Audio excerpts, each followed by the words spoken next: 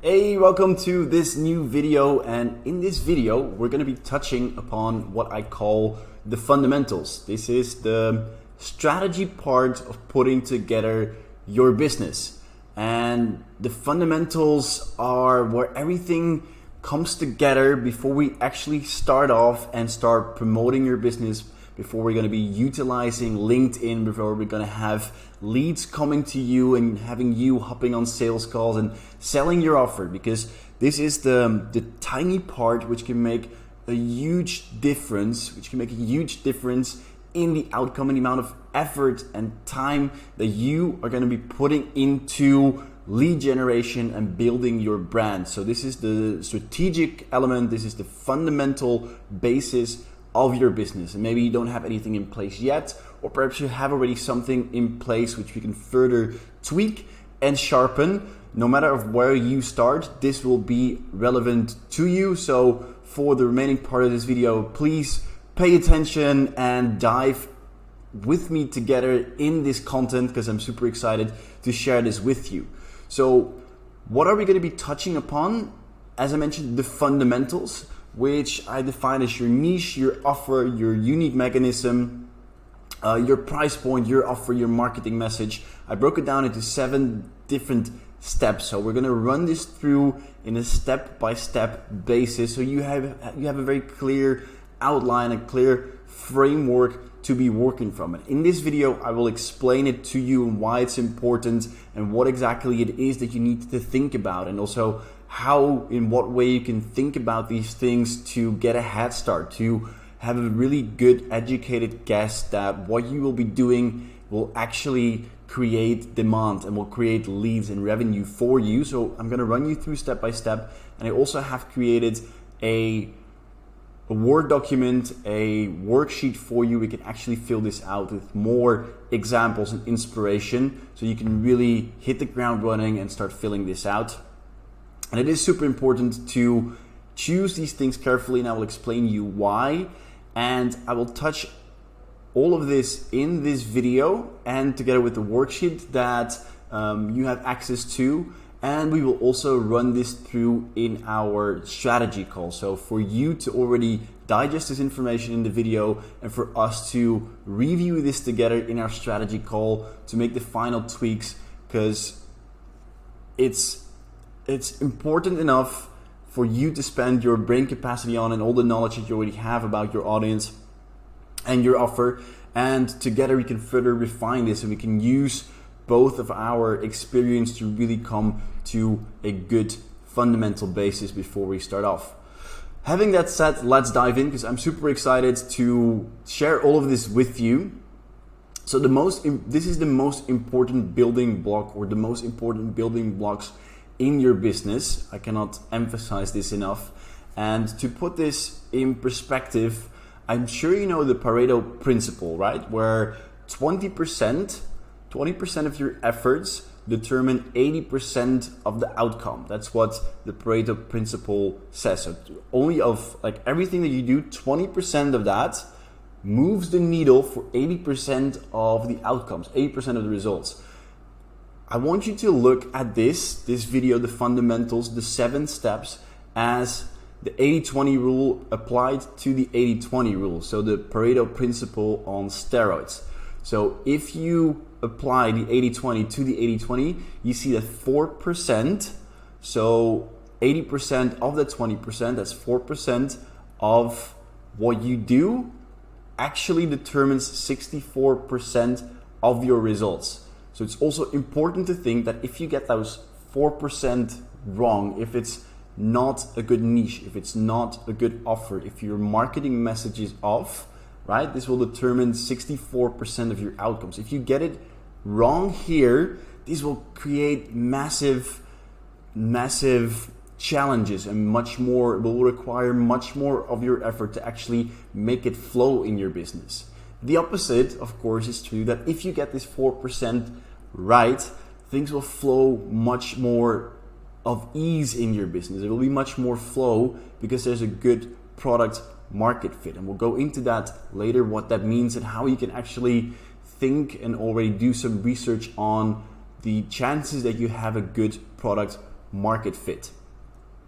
Right, and this applies for both those of you who already have an offer, a niche, some experience in place, because even though it's a validated offer, you had customers before, we can still tweak these elements, the packaging, the way we sell it to your customer, the wrapping around what it is that you do. We can still tweak those things to make it look more attractive, which can already make a huge difference in how much effort you need to put in to generate leads.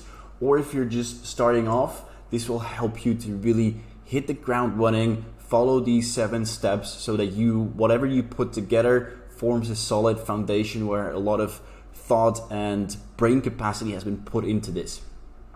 Now, it's also important to note that this is an ongoing process. It requires iterations. It's never fully done from the start. It can sound amazing, obviously, on paper, and you will need to implement, you will need to see and tweak and test and get feedback. Now, there are ways, and we're going to cover this in the video as well, to be very certain, not 100%, there's no guarantees in life, but to be very certain that what you will be doing actually works. But also from my journey, when I left corporate life and I brought a lot of marketing background with me when it came to project management, when it came to marketing automation, I wanted to help coaches, so I started my own funnel business where I helped coaches to build funnels, where I helped coaches to define their niche in their offer as well and to automate their business.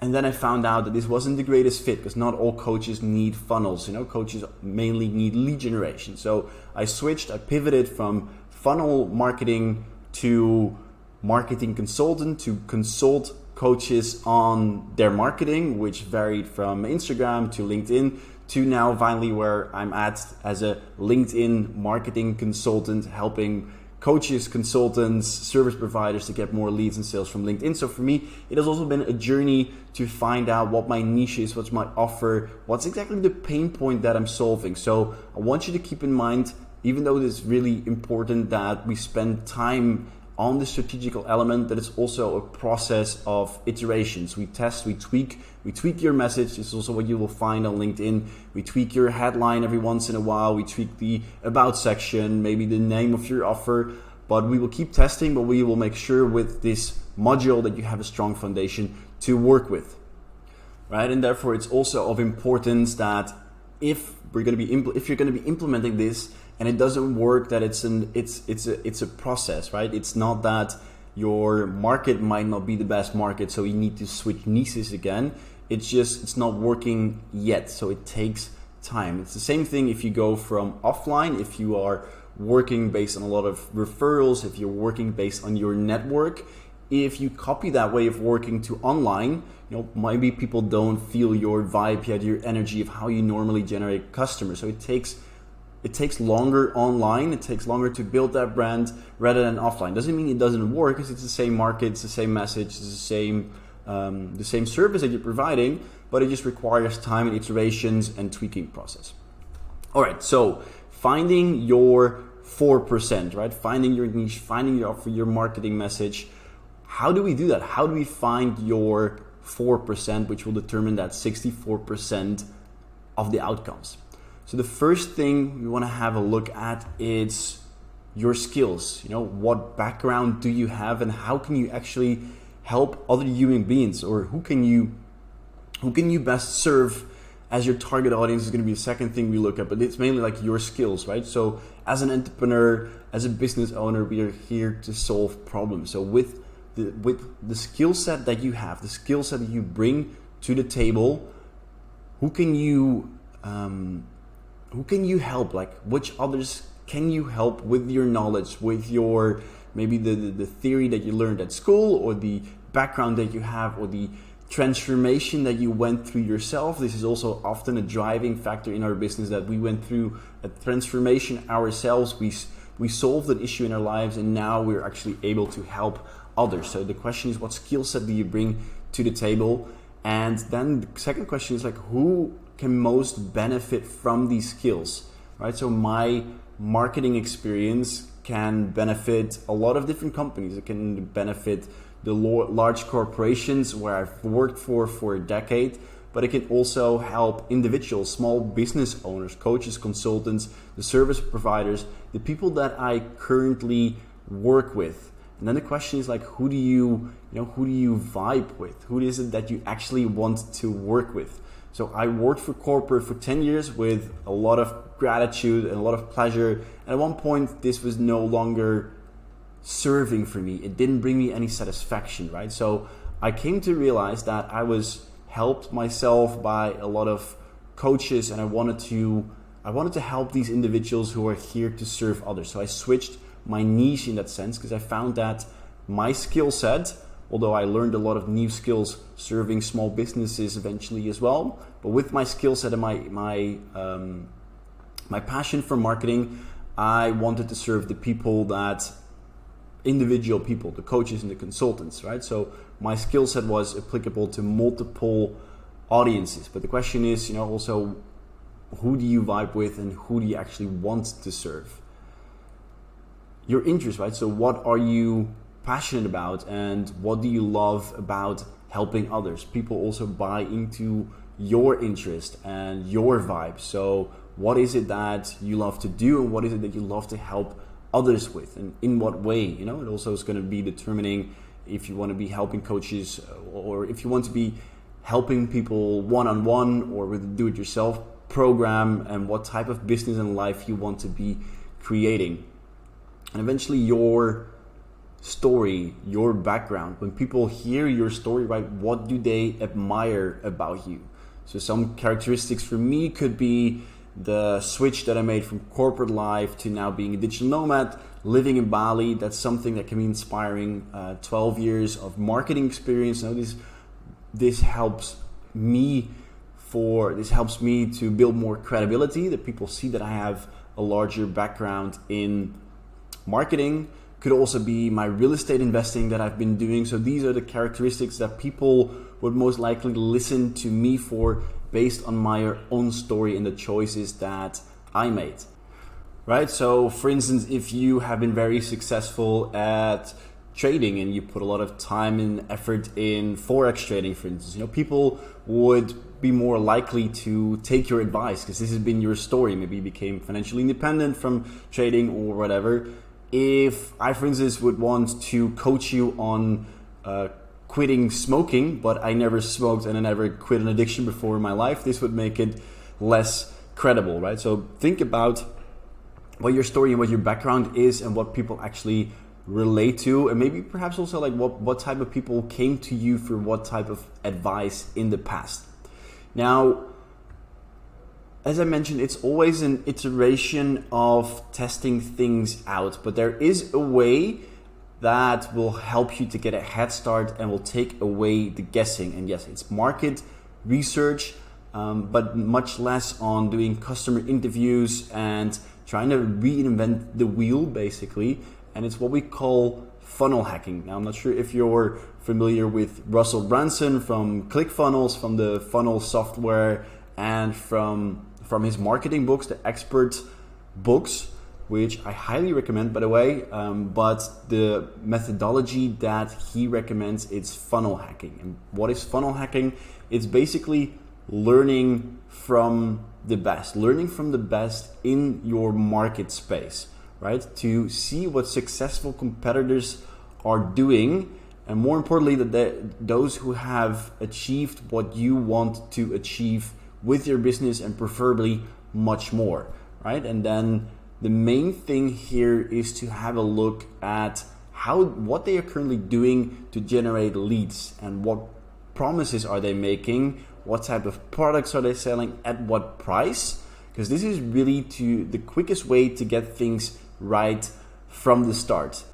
And as Russell Brunson says, it's about replicating before you iterate. Replicate before you iterate. If you haven't found your product market fit yet, the quickest way will be to replicate someone, and not just to fully copy and do exactly as they're doing, because later on I will explain how you can look for that product market fit by the funnel hacking methodology, but still creating it in such a unique way also that we will be touching in your branding strategy module on how to still create like a unique position in the market while being sure that the market that you're serving actually is in pain and has budget to spend. So this is the way to replicate not before you iterate, and making sure that you're serving a niche which will generate you revenue. Because as I mentioned before, you want to look at someone and replicate someone who has achieved what you want to achieve, and preferably more, right? So let's say you are looking at the industry that you're working in or you want to get involved in, and you're looking for your product market fit. And product market fit basically means how much overlap there is between the demand and the pain in the market to what you're offering. And if there's not a fit, it will be a huge struggle for you to actually make this work with all of your sales and marketing activities. And the more overlap there is, the more it will flow naturally. So you want to see other competitors, other players in this market space, and see how well they have this product market fit, so that you can achieve what they have achieved. Or it depends on your goals mainly. It depends on what it is that you want to achieve. Let's say you want to run a business that does 30K net profit per month, right? And you're looking in your domain that you want to get involved in, and you see some people doing 10K, you see some people doing 20K, maybe the market leader will do 50 or 100K net profit per month. It still means that it's possible to achieve what you want to achieve your goals, but you will need to become a very good and competitive player in that market if you want to be taking up that market share, right? If you want to be close to the number one player. Now, if your goal is to reach 30K per month net profit, and you're getting yourself involved in a market space where the top competitors may be doing 100 million or 200 million or 300 million per year, then it's much easier to take up that percentage. It will flow much easily. So have a look at the key players and how much revenue they are doing, and how to get a good feeling of this. We'll go into that in a bit as well. Let me take some water. Right, because many entrepreneurs, they want to create something totally unique. They want to be the inventor, right? They want to create something out of thin air which is not there yet. And that's a very noble objective, because it creates this sense of being authentic, something new, having spotted something that hasn't been spotted yet, which makes you very unique and will obviously also give you a huge head start if you find something that no one else has found before. But there's a big but. Just as Thomas Edison said, I haven't failed, I just found 10,000 ways that don't work yet. And that can be the case, right? That can be the case. Like 10,000 of your attempts don't actually work until you find something, but then you're paying with your time and effort. And a lot of entrepreneurs actually want to get to that unique, undiscovered offer in the market, but they don't have the time to fail 10,000 times, right? If you don't have the time nor the budget to keep testing things over and over and over and over again until you found something, your best bet will be to replicate before you iterate. And this is done by funnel hacking and looking what actually is working in the marketplace. Now, for me, for instance, when I just started my own business, as I mentioned, I started off with a funnel business, and I actually unconsciously applied the funnel hacking part. So I looked at some, not many, but I looked at some competitors in my market, and I looked at the programs that they were selling, and I quite quickly got into what they were doing. So I was replicating their business. I created a course, which took me a very long time, because I wanted to get into funnels, because this was my background for big corporates as well. So I created that course, till later on found out I was replicating the wrong people in the market, because looking back, I saw how much revenue they were doing, and they actually weren't as successful as their marketing message believed or led them to believe they were. So I was applying the funnel hacking part, but not with proper market research in terms of how well are they actually doing, and am I replicating some of the leaders in the industry which are actually making proper revenue? And in the funnel hacking part, in the funnel building, not the funnel hacking, the funnel building domain, yes, there's definitely revenue, and there's a lot of revenue made by the top players. But if you really look at the industry and a lot of the common entrepreneurs and the common players, they're not making huge amounts of revenue, and not the amount of revenue that I wanted to be making, right? And this is eventually when I got into the business consultancy part, because it's not uncommon for people to make $1 million, $5 million, $10 million, some of the top players like 200 million per month. So even if I just got a small percentage of that, it offered much more potential. So the market was already validated, and the pain was also already validated, because a lot of entrepreneurs, a lot of business owners, they're searching for ways to generate more leads and to generate more sales. And this was like a severe pain. This is a severe pain in the market. And we're going to be speaking about that pain also later on in the video. The product market fit, right? So you can, no marketing can save you if your product does not fit at all completely with the market and with the demands. Like, you can do endless amounts of marketing. If there's a zero fit, it will not work. So it's not about having a total fit or no fit. It's much about like how much does it fit, or how much can you make it fit, right? And the more overlap, the easier it will eventually flow. And if your sales isn't flowing effortlessly, you might need to rethink your fit, right? There's certain friction points. If you don't have a ton of good testimonials, if you or your sales team needs to put in a lot of effort, and you've been doing this for quite a while, there might not be the right type of marketing fit. Nevertheless, if there are people which are doing the same thing as you and they have achieved it, then probably the product market fit is there. It just needs more iterations, and it needs more tweaking for it to actually resonate with your audience. Now, Russell Brunson, I mentioned him a couple times, the owner and founder of ClickFunnels. He actually bootstrapped his business, the ClickFunnels tool, the ClickFunnels business, to 14 million in the first year, right? So bootstrapping meaning no external investors, purely paid out of own pocket with minimum marketing budget, and he bootstrapped his business to 14 million in revenue in the first year, and I think he's currently doing 100 or 200 million revenue per year. And he did this with his method called funnel hacking. So it's about analyzing your skills, right? The part that we touched here. So what are your skills? What are your interests? What can you actually do? With which target audience does this resonate? And your interest, right? So the interest that you have, that combined, and then asking yourself, is there someone out there doing what I do, targeting the same audience, and making at least 30,000 net profit per month? Why 30K net profit? This establishes you in a very good financial position.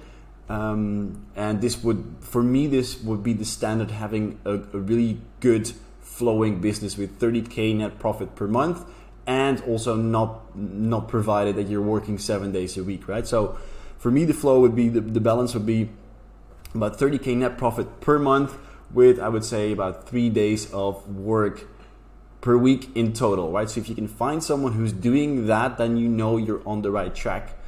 Now, again, I replicated people which didn't have an amazing product market fit, even though it seemed so from the outside. So some pointers for you that you can actually look at people and be relatively sure that they're actually doing well is if they have big marketing budget, right? Are they spending a lot on advertising? Do they have good marketing? Do they have a lot of following? Do they have large YouTube channels? Do they have a lot of followers, a lot of reach? How much can you tell from their customer testimonials? If they have a lot of customer testimonials, then obviously they're doing a lot of revenue. And what type of results are these customers getting? What are the customers saying about them and about their services? Do they have a team of at least 5 people, not just a solopreneur and a VA. Do they have a salesperson? Do they have a team manager? Do they have a marketing person? Preferably a larger sales team. This is also a good indicator that they have a high demand of leads coming in. And are they appearing on major podcasts? Do they really come across as an authority? And are they invited to multiple podcasts to speak about their business? So these are the signs of success that you can be looking for to make sure that you're actually replicating the right type of person in the industry. So this is where you want to be putting a lot of your energy and focus on in the beginning, looking at what's happening in the industry, doing your funnel hacking. And these can be 5 points to look out for. You can also actually look at their sales pages, right? Look at the sales pages, the websites of people. What are the messaging that they're bringing across? Hey, maybe you even want to plan in a sales call or multiple sales calls to actually chat with the salespeople who are offering and pretending to be a person who's interested to buy, right? Or maybe you can just email them and ask them about how they're doing and what's been most effective to them. This is where you want to be putting your effort in the beginning, because if this is not right, this is going to create a lot of friction for you in the end, and it's going to take you a lot more time. It won't be unachievable, most likely, but it's going to take you a lot more time and a lot more energy. So I want you to spend good amount of brain capacity and research on this part to see what's happening within your market. And from there, once you've found that, again, it's not about duplicating someone and doing exactly what they did. It's about finding that market, that pain point, and that type of solution that they're bringing, that this has been validated and that actually brings cash flow, that can bring cash flow for your business. And from there, you can create your own unique gift within that domain. So you still position yourself uniquely based on your own unique brand and perhaps your own unique offer and solution. Because if there's a validated pain, in that niche, you're targeting right people in that niche, there could also be a different type of solution for that pain, which can be quicker or cheaper or bring better or faster results. So this is where your own creativity comes in. So don't be mistaken that you have to duplicate someone one-on-one. You're just checking to making sure if there's a good product market fit and you're not reinventing the wheel. And as Alex Hermosi says, up until 1 million revenue per year, it's all about finding the right avatar, having one product, having one channel to 1 million. One avatar, right? One niche that you're helping, one solution that you're offering, and one channel that you're offering it on. That's all you need. And up until then, it's all about finding that right fit. Okay, so let's have a look at the 7 steps, the 7 pillars of your fundamental basis of your business, of your marketing, of your sales. The first one, it's your niche. We already touched upon this in the funnel hacking part, but finding your niche. So how can you find a niche, and what do you need to pay attention to in order to find a niche which is actually a good fit for your business? Well, the first thing obviously is that they need to be able to afford your services. Now imagine that you want to serve someone who is looking for transportation and you're selling cars, but the person that you're servicing, the person that you're communicating to, can only afford a bicycle, right? You're still wanting to sell transportation, but the person only can afford a bike, and you're selling cars or high-end cars. This is not a fit. So we want to be targeting. You need to be targeting people who can at least afford 2,500 euros for your program, because the quickest way to get to that million with your one avatar, your one solution, your one channel, is to sell high ticket offers, right? It's going to take you a lot longer. You're going to need to generate a lot more leads if you're selling programs for 100, 150 euros a piece. So ideally you want to sell a transformation. You want to sell a program of 2.5 to 5, maybe 10,000 euros per program. And you also need to be able to speak and target the people and get people on the call with you who actually have that budget. And the quickest way, and this is also what we're going to be working on together, the quickest way to do so is to target a B2B market, to target entrepreneurs, to target CEOs, to target professionals who actually have a high income, because also the higher the income, if you can combine your solution to a quantifiable outcome, and it's one of the next steps, that's step number 3, and you can show that your methodology will actually help them to solve or to achieve bigger results, maybe revenue or more deep work time or more focus, this will actually be much bigger of a much bigger result, a much bigger desirable outcome for someone who's earning a lot of money and who is running a successful business, for instance, rather than someone who's a student or having an average income working on the payroll. Because if 1 hour or 2 hours of deep work for someone who's earning $1 million per year is much more beneficial and have a much bigger outcome for this person's business than someone who works on the payroll with an average income, right? So your target audience needs to have that budget in place so that they can afford your services, and automatically you're also solving bigger problems for people and delivering better results for people with higher budget. So it's a win-win situation. They also need to be accessible, right? You also need to be able to find them and target them on social media. Here together we're going to be working on your LinkedIn, so we need to make sure that they're findable, that they're accessible on social media. Specifically, LinkedIn is obviously a B2B platform, so we're going to be finding a lot of professionals here, which matches with the first part about like having a proper budget in place. And we want to have people with a relatively short sales cycle. Now, what does that mean? I came from a background of working for corporates, companies with 10,000, 100,000 employees. And obviously we were working here as well with suppliers, with partners, but those sales cycles were much longer. In order to become a preferred supplier for Philips, for instance, it took 4 to 5 months of scanning and having to do the diligence from Philips and checks and financial statements before you could actually sell to such a company. So if you're starting off and if you want to make revenue and if you want to generate leads soon, it's important to have a look at businesses which have a relatively short sales cycle. And often you can see this from the amount of decision makers that you're dealing with. Ideally, you want to be on a call, hopping on a call with someone who can make the decision instantly, or maybe has one person in line next to him or above him, another decision maker. So if you're starting off and you want to target the really big companies, that's still fine, it's still possible, but take into consideration that this will take a longer period of time, as you need to go through multiple decision-making units, as we call it, and multiple stakeholders who will say something about what you offer and if you're actually able to supply to them. As I said, it's getting a lot harder, especially without your experience, because here they're also closely will be looking at your experience, your background, and there will be competition obviously as well. Now, definitely not unimportant, right? The enjoyment factor. You also must work with people that you enjoy working with. You don't want to be working with people that take your energy, that get you down, that eventually it feels like a chore to be working with them. So also take into consideration who your target audience is and if it actually brings you energy.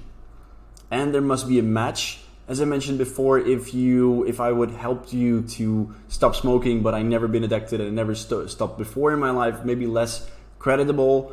If I would help you with your marketing or with real estate, probably more credible, right? So think about the vibe that you bring across, your energy, and what people come to you to for advice, or what people admire you for. This is an important one. Now, if this is your niche, then they have the budget, you enjoy working with them. As entrepreneurs, what we do, and your sole mission as an entrepreneur, is to solve pain and to solve problems. And this is the most important part of all of the steps. They need to have a big, urgent problem. Your audience needs to have a major, urgent problem right now that they want to fix badly. And an example can be having a burning hair problem, right? So just imagine yourself, your hair would be on fire right now. Like, would anything matter? Would your dinner tonight matter? Or would your kid's school performance matter? Or everything ceased to exist in that moment because the only thing you can think about is is taking out the fire and your burning hair, right? That's the only thing that you want to do. And if I were to come to you and offer my support to do so, you would probably take anything that I give you to take out this burning hair fire on your head, right? I could give you a glass, I could give you a towel, I could give you a broom. It wouldn't matter. You would take it from me because the urgency, the problem is so big and it's so urgent, it cannot wait till tomorrow. You would take anything from me. So this is what we're looking at in the market, that is a big urgent problem. And people can either be aware or unaware. I'm assuming if your hair is on fire, you are aware about that problem. And we can also target people who are unaware about their problem, but this requires a little bit more time, right? This requires more of your marketing efforts where people are maybe not yet aware of the problem. So awareness can be, I want to sell my house, so I need to have a real estate broker for me to help to sell my house. Then you're quite problem aware, right? Or I don't have any sales and I haven't had any sales for the last 5 months. This becomes a problem. So you are aware you need leads, you need sales. Not for everyone. Sometimes it takes longer and people have the bank account to actually fund it. So people can be aware or unaware about lead generation, lead management as well. Unaware, for instance, can be that you are unaware that you have a low testosterone level, right? You are not aware and you need marketing in order for you to realize that your testosterone level is low and you don't know actually indicators. So think about what stage you are targeting people in and if they are aware or if they're unaware, and then this is where your marketing comes in more to make them aware about the problem. And this hair on fire problem means that, you know, your target audience is at point A and they absolutely cannot stand to be there. The pain is so big, they want to change and they desperately want to go to state B as quickly as possible, and they're almost willing to do anything. And I love the quote from Tony Robbins so much: if change happens when the pain of staying the same is greater than the pain of change. You know, people by nature do not like change. So change happens when the pain of staying the same, that burning hair problem, the pain of staying the same is greater than the pain of change. Because this is what people will weigh off of each other and see like, how much effort will I need to put in to actually get there? How likely is it? How much money will it take? How much time will it take to actually get there? And this is what they will be weighing off with your solution. So the problem needs to be so big that they actually want to jump to your solution. This will tremendously help you in how easily it flows in your market, in your product market fit. Now you need to understand if they are at point A, you also need to understand where they are wanting or where they're willing to go to, right? So if they are at stage A and they want to get to stage B, then you need to really understand what it is that they so desperately want. And that can of course be by an outcome that you describe it, but the best way to describe it is to describe their desired quantifiable outcome. So something very concrete that they can almost touch it, feel it, imagine it, and that you're speaking to the emotional brain who can envision actually the end result that you are bringing with your solution. So it must then bring them closer to point B so that they are the place that they so desperately want to reach and do anything to get there, right? And you are setting the expectations with your desired quantifiable outcome. You show them that this is where you will lead them to. Now, important to note is that it's not a guarantee. It's the desired outcome, the dot on the horizon that you are bringing them towards. Now, your message in this way, because it's not what your guarantee is, your message is, this is what we're aiming for, but you know, there's many different variables to actually be able to guarantee that. So, but I will give you all of the tools that you need to get there. So what is an example of a desired quantifiable outcome? This could be 5 new clients in under 90 days, or 20% more energy, or 3 traumas resolved, or 20% more productivity, or 5 hours of deep work. So there's different ways depending on what you are offering, what problem you're solving, and what it is that you want to offer your customers, how you can frame this in a quantifiable way. And the template here, the workbook, will help you to do so. So you set the expectations, right? This is your marketing message. It's not the guarantee. And you're also going to be realistic, right? We're not promising fake results. So in the sales calls, this is really where you build the trust, where you closely listen to their problem and you can make a good estimate about their situation. You can say, this is what we're aiming for, and I will do anything that is in my capacity to get you there. But given your current situation and the different variables where you're at the moment, I'm estimating that maybe for you within the program it's going to be 2 sales and maybe not 5. Or I can get your stress levels down with 10% and maybe not 20%, but I will teach you everything to get to those 5 clients or to get to the 20% stress reduction. Now, your unique mechanism is also a non-negotiable when you are just starting off. And what is your unique mechanism? It's basically the answer to people asking like, oh, okay, how do you do that, right? So if you would say, I'm going to bring you 5 new clients in under 90 days, the logical response would be, okay, how do you do that? And for instance, my answer would be like, oh yeah, I'm a marketing consultant. I do marketing, which is really vague, right? Marketing can be anything. But my unique mechanism now became organic marketing on LinkedIn. And there it clicks for people because they can actually, again, see or envision how you are going to help them to get there. So if people ask me, how are you going to get me clients? And I say, oh yeah, via marketing or marketing consultancy, very vague.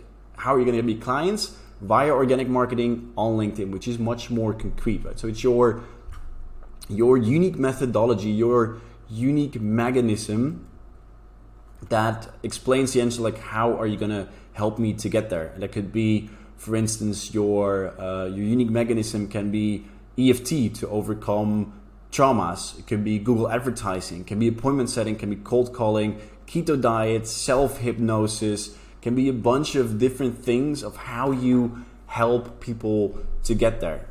And the beautiful thing is, if you have this unique mechanism, if people have bad past experiences, right? Because you're most likely not the first person to where they're going to reach out to for help. People have tried things in the past, and this will help you to explain why this methodology will work and maybe why other methodologies that they tried did not work, right? So if I would say, oh, I do marketing, and people have tried marketing efforts before, maybe they tried Facebook ads, but it didn't work, then they might be skeptical on marketing efforts. But if you explain that this is different, and this is a different channel and a different way of marketing, people are more likely to actually go and try it out. So it will help you to set you apart and to resolve some of the buying resistance or objections that people might have in their minds based on their previous bad experiences.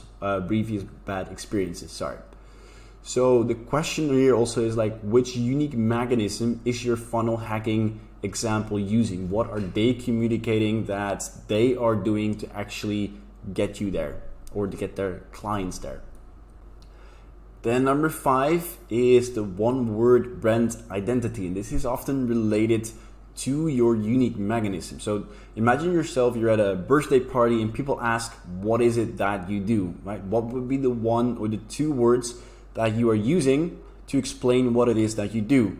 So in my case, it could be LinkedIn marketing, right? This is quite straightforward and people have a good idea, good understanding what it is that I do. Can be, oh, I'm an NLP trainer, or I help people lose weight with keto diet, or I'm a funnel builder, or I'm an appointment setter, or I'm a copywriter. So the one thing that if people talk about you, because even though we are going online and building your brand, still the word of mouth and your referrals of people that you'll be, new customers that you'll be getting online, is also of importance, that they can easily explain to other people as well what it is that you do.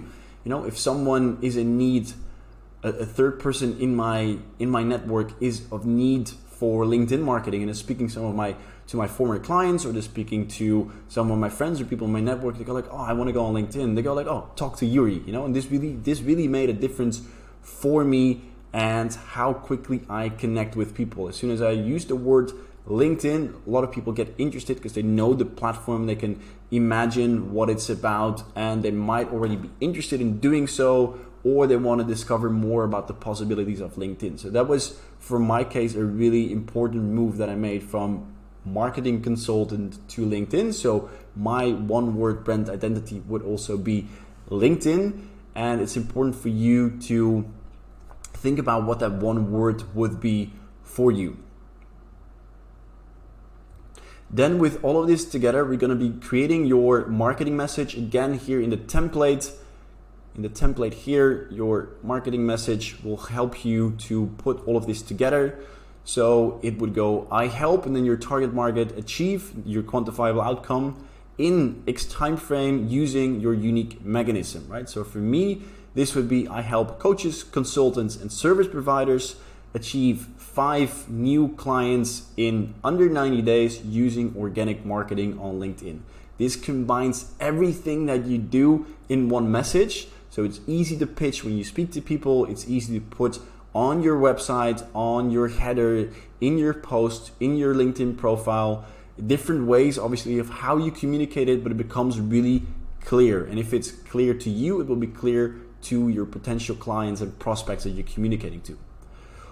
All right, getting a lengthy video, but as I mentioned in the beginning, a very important one, and we're coming to the final step. And the final step is obviously with that pain, with that niche, with that quantifiable outcome, like how will you actually do it and what is it that you're offering? So this is where your offer will be put together. And the first thing to think about is like a compelling name, right? A name that kind of already reveals what it is about, that creates some curiosity, some enthusiasm. I would go with 1, 2, maximum 3 words to make it compact and impactful. Definitely use some ChatGPT here as well to come up with some good suggestions.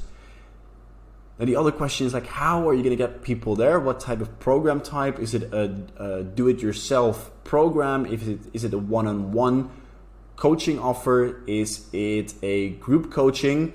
Now, I highly recommend, if you're not doing 10K per month in steady revenue yet, to offer one-on-one programs, because this way you can customize your offer more. You're closer to your clients. You can ask those high ticket prices. But think about where you're at in your business, obviously what it is that you want to achieve, at what price points, and then the program type.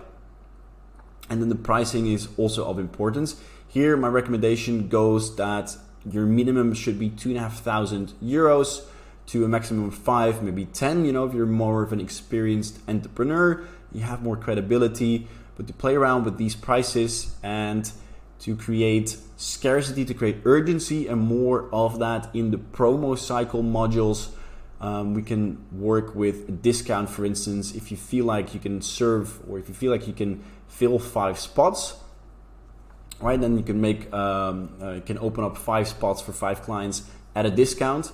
Actually, I would say if you open up 5 spots, make sure you feel comfortable that you can close 7 clients, because this always creates that scarcity. And if you feel like you have 5 proper leads in your pipeline, then make sure you open up 3 spots at a discount, because you always want to sell out your program, your promo, your launches, because every time you sell it out, it's a really strong offer, which plays into the scarcity mindset of people and that they're afraid of missing out next time. For pricing, you also look at what your industry peers are doing and compare yourself also in terms of the amount of experience that they have, the client results, the authority that they have, the reach that they have, and feel where you would fit into that pricing, because the comparison that you do, obviously also your potential clients will be doing. The duration, are you offering 3 months? Are you offering 6 months? Is it a year program? Think about that. A guarantee, also highly recommended to add a guarantee. A guarantee can be that you offer a not satisfied in the first 14 days money back, or if you're not getting any results, I will keep coaching you. I will keep supporting you until you do. This guarantee really helps you to stand out. So also here, think about what it is that you can offer as a guarantee, and we can also discuss this in the sales call, or sorry, in the strategy call. Coming to the end of the video, also taking my brain capacity. And a downsell option is also something to think about, that if you are offering something for 2,500 euros and you still get clients on the phone, or still get potential clients on the phone which cannot afford your prices, you can create a downsell, right? Which could only be your back end of training modules with 1 or 2 coaching sessions, or perhaps a reduced coaching program of only a month where they get half of the sessions. So think about a downsell option as well. You can still generate cash flow if people don't have the money to really spend, but you can still help them further to solve that pain with your knowledge and still generate cash. All right, we've covered a lot, and there's a lot of valuable and a lot of information in here. So I suggest to let it sink in for a bit, to digest all of this information, and then to switch over to this worksheet and start filling this out to the best of your knowledge of what you have in place. And then we will use our strategy call to further fill this out and tweak this, and then we can move forward with the next modules in the program. So looking forward to seeing the document and the input. If you have any questions, reach out, and then we will speak in our call or in the next module.